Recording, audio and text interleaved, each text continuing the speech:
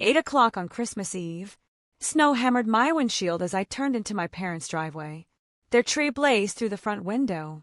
My kids bounced in the back seat. Leia, 7, held the glitter card she'd made for Grandma like it was treasure. Evan, 5, squeezed his stuffed fox and whispered, "Santa comes here too, right?" Inside, Cinnamon and Pine hit us. My mother's hug was quick, my father nodded over his drink. Miss Sister Cara lounged on the couch with a wine glass, and her daughter June was already at the tree, tearing into presents like it was a competition. A tablet flashed in June's hands. Then headphones, wrapping paper flew. She didn't look up. Leia skipped to the tree and tugged my mother's sleeve. "Grandma," she asked, bright and polite, "where are ours?" My mother's eyes slid past me to the adults watching. "Your children aren't important enough for gifts this year," she said flat as Aslam door. Evan's face crumpled. Leia went still, her card bending in her fist. Tears rising without sound. Carrara's mouth curved. "Seriously," shed. "Why waste money on kids without a dad?" Evan's sob broke loose, loud and helpless. Leia's tears finally fell, quiet and steady. No one moved.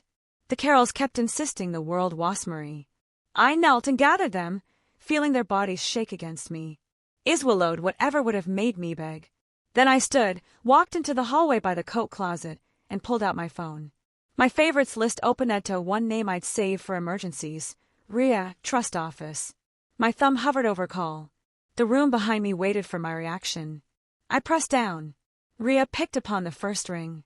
"Sadie, I'm here." It walked back into the living room, so everyone could hear. Evan's sobs had shrunk to hiccups in my shoulder. Leia held my wrist like an anchor. Cara watched me with a grin that said, "It cave." My mother stood stiff, ready to topple me for the mess. I raised the phone and spoke the 4 words I'd practiced all week. "Cancel every transfer now." The fire crackled too loudly in the sudden quiet. Rhea didn't hesitate. All outgoing distributions, yes. Marlene and Gordon and Cara's. I kept my eyes on my mother. Effective immediately, my father froze with his drink halfway up. "What transfers?" He rasped, but his face betrayed him. I opened my banking app and held it up. Rows of payments marched down the screen. Roof patches, the furnace, taxes, clinic bills, June's tuition. Month after month, all from the trust my late husband set up for Lion Evan with me as trustee.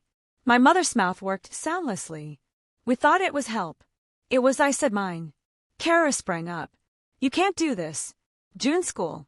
Tell them what you told my kids," I said, voice flat. "That some children matter more." Rhea's voice threaded through the stairs. "I'll send written confirmation within 48 hours. "Do it," I said, and ended the call. My mother reached for my sleeve. I stepped back and slipped Leia's crumpled card into my coat pocket. "Shoes on," I told my kids that we're leaving. We walked into the storm, the porch light shrinking behind us, and for the first time all night, I could breathe again. We drove home, wipers fighting the whiteout. Evan fell asleep first. Cheek mashed to his fox, hiccups fading into breath. Leia stayed awake, quiet as a held match, staring at the glitter stuck to her fingers that I in our kitchen. I peeled off wet coats, made cocoa, and sat at the table with my laptop open. Rhea's email confirmation was there. Transfer stopped, letter skewed. I didn't savor it.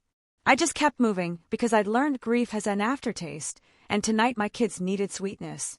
At 12:17 a.m., I logged into a bank portal and found the reverse mortgage renewal I'd signed years ago to keep my parents in that house.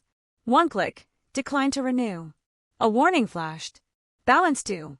Foreclosure timeline begins. I clicked proceed. My hand didn't shake until afterward. Christmas morning, my phone lit up like Kia's siren. My mother sobbing, my father raging, Cara bargaining for June. I silenced it, turned the screen face down, and pulled out the stockings it hidden behind the laundry basket. Ivan squealed at the Lego set. Leia laughed when a snow globe spilled glitter the way her card had. "Are we still loved?" she asked. Voice small. I knelt and tucked her hair behind her ear. "More than anything," I said, and meant it so hard it hurt to be why New Year's, the pleading turned to accusations. By March, a thin envelope arrived. Apologies written in shaky ink. Promises, requests to just see them once. I read it on the porch while my kids built a lopsided snowman. and Eiffel nothing that required an answer. That night, we hung Leia's card on our own tree right in the center, and the house finally smelled like peace.